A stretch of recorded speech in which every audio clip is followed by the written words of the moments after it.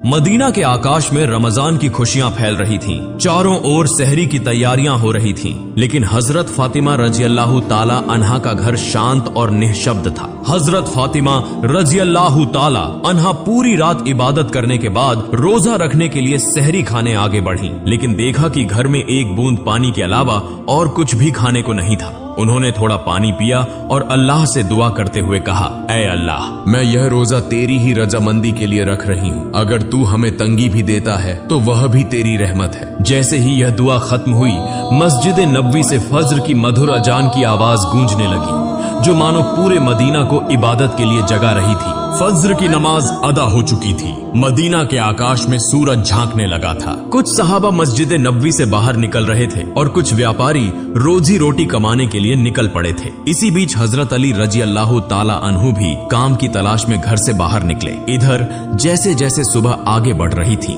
वैसे वैसे भूख की तड़प भी बढ़ती जा रही थी। हजरत फातिमा रजी अल्लाह ताला अन्हा ने भी तो पानी के अलावा कुछ नहीं खाया था, फिर भी वे घर के कोने में बैठकर अल्लाह की इबादत कर रही थी। इसी समय छोटे हसन और हुसैन रजी अल्लाह ताला अन्हु धीरे धीरे अपनी माँ फातिमा के पास आए और मासूम आवाज में बोले, अम्मा जान, हमें बहुत भूख लगी है, हमें कुछ खाने को दो, अब तो भूख सहन नहीं हो रही। यह सुनकर हजरत फातिमा रजी अल्लाह ताला अन्हा की आंखों के कोनों में आंसू आ गए। दिल कराह उठा, लेकिन वे कुछ कह नहीं सकी। फिर भी अपने बच्चों के सामने मुस्कुराकर बोली, बेटा, यह दुनिया तो बस एक इम्तिहान है, थोड़ा सब्र करो, इंशाअल्लाह तुम्हारे अब्बा जान कुछ खाना लेकर आएंगे। यह सुनकर छोटे हसन और हुसैन रजी अल्लाह ताला अन्हु खुश होकर वहां से चले गए, लेकिन वे भी इफ्तार का इंतजार कर रहे थे। हजरत फातिमा को भी बहुत तेज भूख लग रही थी, सिर हल्का झंझना रहा था। तब उन्होंने अल्लाह से दुआ की, अल्लाह, तू ही हमारा रिज़्क़ देने वाला है, ऐ अल्लाह, हमें रिज़्क़ अता फरमा, हमारे बच्चों को तकलीफ सहने की ताकत दे, ऐ अल्लाह, हमारे ईमान को मजबूत रख। इस कठिन परीक्षा के बावजूद उनके दिल में न कोई शिकायत थी, न कोई मायूसी था, तो बस सब्र और अल्लाह पर तवक्कुल। इधर हजरत अली रजी अल्लाह ताला अन्हु को अब तक कोई काम नहीं मिला था। सूरज धीरे धीरे आसमान के बीचों बीच पहुंच चुका था। चिलचिलाती धूप और गर्मी की तपिश मदीना की जमीन को जला रही थी, लेकिन जैसे ही उन्हें घर की याद आई, उनकी आंखों में आंसू आ गए। आखिरकार हजरत अली रजी अल्लाह ताला अन्हु एक सहाबी के घर गए और सलाम करके बोले, भाई, हमारे घर में खाने को कुछ भी नहीं है, क्या आप मुझे कोई काम दिला सकते हैं? तब उस सहाबी ने कहा, या अली, अल्लाह की कसम, अगर मेरे पास कुछ होता तो मैं जरूर तुम्हारे लिए रखता, लेकिन मेरे घर में भी कई दिनों से चूल्हा नहीं जला, मैं भी भूखा हूँ। यह सुनकर हजरत अली रजी अल्लाह ताला अन्हु अवाक रह गए। फिर उन्होंने सहाबी को तसल्ली देते हुए कहा, निश्चित रूप से अल्लाह कोई न कोई रास्ता बनाएगा। इसके बाद वे फिर से काम की तलाश में निकल पड़े। कुछ दूर जाने के बाद उनके दिल में ख्याल आया कि शहर के किनारे एक अमीर व्यापारी रहता है, अगर मैं उसके पास जाऊं तो शायद कोई काम मिल जाए। यह सोचकर वे उस अमीर व्यापारी के घर की ओर बढ़ने लगे। उधर हजरत फातिमा रजी अल्लाह ताला अन्हा दरवाजे पर खड़ी हजरत अली रजी अल्लाह ताला अन्हु के घर लौटने का इंतजार कर रही थी। उनकी आंखें करुणा से भरी हुई थी। ठीक उसी समय छोटे हसन और हुसैन रजी अल्लाह ताला अन्हु भूख की तड़प सहन न कर सके और धीरे धीरे अपनी माँ के पास आकर मासूम आवाज में फुसफुसाए,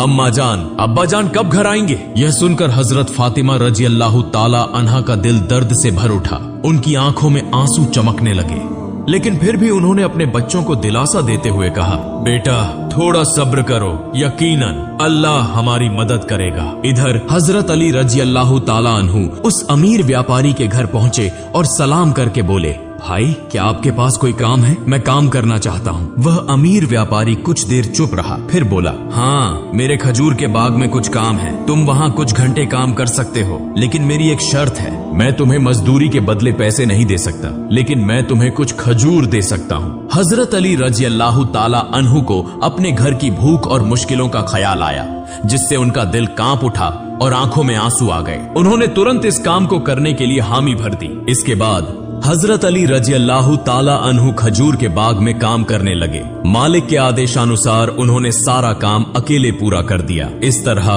कई घंटे बिना रुके कड़ी मेहनत करने के बाद वे उस अमीर व्यापारी के पास गए और कहा, मैंने आपके आदेश के अनुसार सारा काम पूरा कर दिया, अब मेरी मजदूरी अदा करें। तब उस अमीर व्यापारी ने कुछ खजूर हजरत अली रजी अल्लाह ताला अन्हु के हाथों में रख दिए। खजूर पाकर वे बहुत खुश हुए और तुरंत अल्लाह का शुक्र अदा करते हुए बोले, ए अल्लाह, तू ही हमारा रिज़्क़ देने वाला है। अगर तू हमें आजमाना चाहता है तो हम सब्र करेंगे, लेकिन हमारे ईमान को मजबूत रख। यह कहते हुए वे तेजी से घर की ओर रवाना हो गए। इधर जब हजरत अली रजी अल्लाह ताला अन्हु घर के करीब पहुंचे, तब मदीना का आकाश गहरे लाल रंग में रंग चुका था। सूरज पश्चिम की ओर झुक रहा था और चारों ओर इफ्तार की तैयारियां चल रही थीं। उसी समय थके हुए शरीर के साथ हजरत अली रजी अल्लाह ताला अन्हु घर में दाखिल हुए और उसी वक्त मस्जिद नबवी की मधुर अजान की आवाज दूर से गूंजने लगी। घर में इफ्तार के लिए केवल कुछ खजूर और पानी था, लेकिन फिर भी वह घर अल्लाह की रहमत से भर गया। सब एक साथ इफ्तार के लिए बैठे। हजरत हसन और हुसैन रजी अल्लाह ताला अन्हु को 2-2 खजूर दिए गए। हजरत अली रजी अल्लाह ताला अन्हु ने 2 खजूर लिए और हजरत फातिमा रजी अल्लाह ताला अन्हा ने भी 2 खजूर लिए। हाँ, जैसे ही वे इफ्तार करने वाले थे, तभी एक भिखारी बाहर खड़ा होकर कहने लगा, माँ, मैंने पूरा दिन कुछ नहीं खाया, भूख की पीड़ा अब और सहन नहीं हो रही, कृपया मुझे कुछ खाने को दें। हजरत फातिमा रजी अल्लाह ताला अन्हा का दिल बहुत ही नर्म और दयालु था। उन्होंने अपनी तकलीफ की परवाह किए बिना कहा, हे मेरे प्रिय स्वामी, हमारा इफ्तार इस भिखारी को दे दीजिए। हजरत अली रजी अल्लाह ताला अन्हु ने पूछा, फातिमा, फिर तुम क्या खाकर इफ्तार करोगी? हजरत फातिमा रजी अल्लाह ताला अन्हा ने कहा, मैं सिर्फ पानी पीकर इफ्तार कर लूंगी। हजरत अली रजी अल्लाह ताला अन्हु यह सुनकर स्तब्ध रह गए, लेकिन कुछ नहीं बोले। उन्होंने इफ्तार का सारा खाना उस भिखारी को दे दिया और दुआ की, ए अल्लाह, ए मेरे रब, हमारे इस त्याग को तू कबूल कर ले। अगले दिन रोजा रखने के लिए हजरत फातिमा रजी अल्लाह ताला अन्हा ने केवल पानी पिया। फिर सुबह के वक्त हजरत अली रजी अल्लाह ताला अन्हु कुछ आटा इकट्ठा करके घर लाए। हजरत फातिमा रजी अल्लाह ताला अन्हा ने उस आटे से कुछ रोटियां बनाई। दिन बीत गया और इफ्तार का समय आ पहुंचा। हर तरफ इफ्तार की तैयारियां और खुशी का माहौल था, लेकिन हजरत फातिमा रजी अल्लाह ताला अन्हा का घर शांति और सादगी से भरा था। उन्होंने भी रोजा रखा था, लेकिन घर में सिर्फ कुछ रोटियां और पानी के अलावा कुछ भी नहीं था। फिर भी उस घर में धैर्य और संतोष का अनोखा नजारा देखने को मिला। छोटे हसन और हुसैन रजी अल्लाह ताला अन्हु और हजरत अली रजी अल्लाह ताला अन्हु घर वापस आए। सबने एक साथ इफ्तार करने के लिए बैठने की तैयारी की। हर किसी को सिर्फ 2-2 रोटियां दी गईं। जैसे ही वे खाने वाले थे, तभी बाहर से एक करुणामय आवाज आई, या अहलुल बैत, मैं 3 दिनों से भूखा हूँ। मैंने सुना है कि तुम अल्लाह की राह में दानशील हो। अगर तुम्हारे पास कुछ खाने को हो तो मुझे भी दो, मैं भूख की पीड़ा सहन नहीं कर पा रहा। हजरत फातिमा रजी अल्लाह ताला अन्हा बहुत ही उदार थी। उन्होंने हजरत अली रजी अल्लाह ताला अन्हु से कहा, हे मेरे प्रिय स्वामी, इन रोटियों को इस भूखे इंसान को दे दीजिए। हजरत अली रजी अल्लाह ताला अन्हु ने पूछा, फातिमा, फिर तुम क्या खाओगी? हजरत फातिमा रजी अल्लाह ताला अन्हा ने उत्तर दिया, अगर मुझे भूख लगती है तो वह भी तो भूख की तकलीफ में तड़प रहा है। हम इस दुनिया के सुख के लिए पैदा नहीं हुए। यह सुनकर हजरत अली रजी अल्लाह ताला अन्हु ने अपने हाथों से इफ्तार की सारी रोटियां उस भूखे इंसान को दे दी। हमारा तो केवल एक ही उद्देश्य है, अल्लाह की संतुष्टि प्राप्त करना। तब हजरत अली रजी अल्लाह ताला अन्हु ने देखा कि माँ फातिमा के हाथ में सिर्फ पानी के अलावा कुछ भी नहीं है। फिर उन्होंने वह रोटियां उस फकीर को दे दी और मन ही मन कहने लगे, हे फातिमा, क्या तुम जानती हो कि तुम कैसी परीक्षा दे रही हो? खुद भूखी रहकर दूसरों को खाना खिला रही हो। निश्चय ही अल्लाह तुम्हारे इस दान को कबूल करेगा।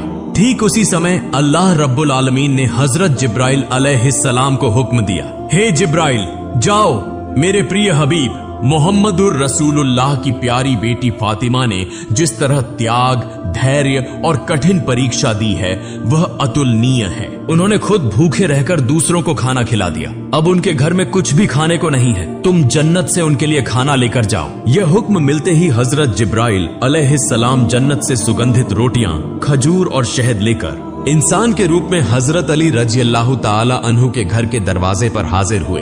उस समय हजरत फातिमा रजी अल्लाह ताला अन्हा सिर्फ पानी पीकर अल्लाह की इबादत में मग्न थी। तभी घर के बाहर से एक आवाज आई, या अहलुल बैत। यह आवाज सुनकर हजरत अली चौंक गए। जब उन्होंने घर के बाहर निकलकर देखा तो वहाँ एक सुंदर पुरुष खड़ा था, जिसके हाथ में एक बर्तन था। हजरत अली ने पूछा, आप कौन हैं? उस व्यक्ति ने उत्तर दिया, मैं अल्लाह की ओर से भेजा गया एक दास हूँ।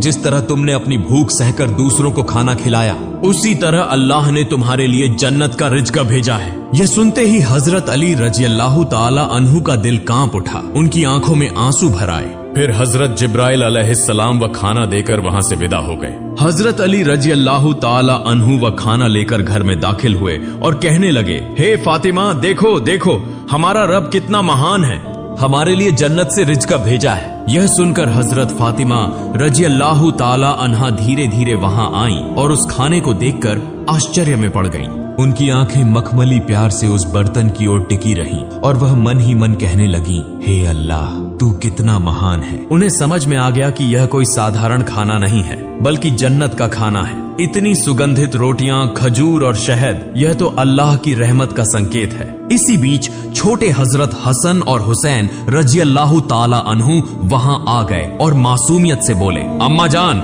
यह खाना किसका है और यह कहां से आया? हजरत फातिमा रजी अल्लाह ताला अन्हा ने कहा, बेटा, यह खाना हमारा है, महान अल्लाह रब्बुल आलमीन ने हमारे लिए जन्नत से भेजा है।